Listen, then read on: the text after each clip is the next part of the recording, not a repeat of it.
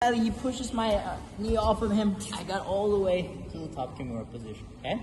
Now from here, there's a couple of different ways I can set up the Tarik Hopstock. But I will show you guys the most basic one today. So, just turn it a little bit here.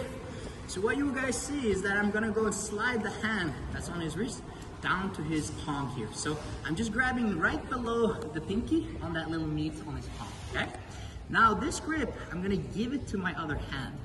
And you'll see I'm kind of bending his wrist a little bit back, and this allows me to have pretty good control of this arm with just a single arm controlling me, okay? So now I'm free with my right arm, okay? So you're here, slide it down, give it to the other hand.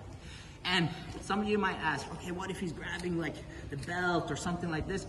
Still, you see how I can still like go on his palm and still manage to get a good grip even though he's grabbing his fabric or his belt or whatever, okay? Once I have this established, my right arm is gonna change focus towards his legs, okay? So my main mission is gonna be to throw this leg over and catch the third blood. And one of my main fears is that if he opens his legs and catches my leg inside, I'm in half guard again. And then I have to work around or set up a different type of attack, okay? So by pushing his knee down towards the floor, I'm clearing up that path for my leg to come over, right? So if you're seeing the guy opening the legs here, maybe not the right time to go, right?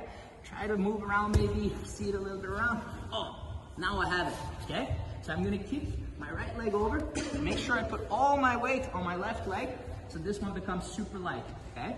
So when I'm throwing this leg over, I will let go of his palm here and grab my own thigh. So I'm trying to catch his wrist inside the crook of my knee here.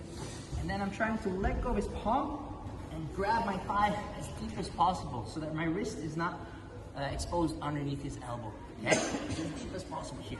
And once you get here, don't worry, we will go through the finishing mechanics. So just get to this position. If you feel like you're losing your balance, you can post your hand on the floor so you can stay on top, okay? So just turn a little bit here. So let's say we got to the top Kimura position here. And another important detail, if this arm is on the front side, things can get a little bit difficult. See how now it's not just one arm that I have to deal with, now there's two of them, okay? So what I like to do if this is the case, I bring my knee over his bicep and I'm like sprawling it out so I can catch that arm again, okay? So now it's just back to being one arm defending. Here, sliding my hand down, grab the palm, now I can use my right arm to remove his legs, okay?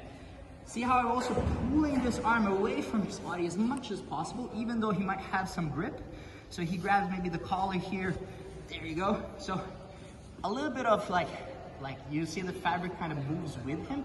So that's perfect for me, because that exposes his wrist as I'm throwing over, okay?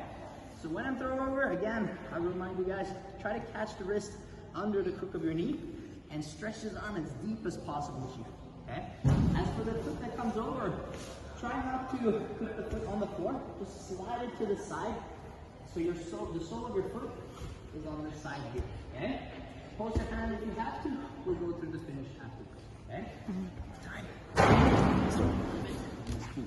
Huh? You must leave. Oh, okay. You have bad shoulders? No. Okay.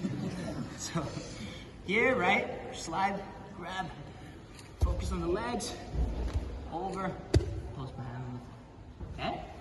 Let's try it. 1, 2.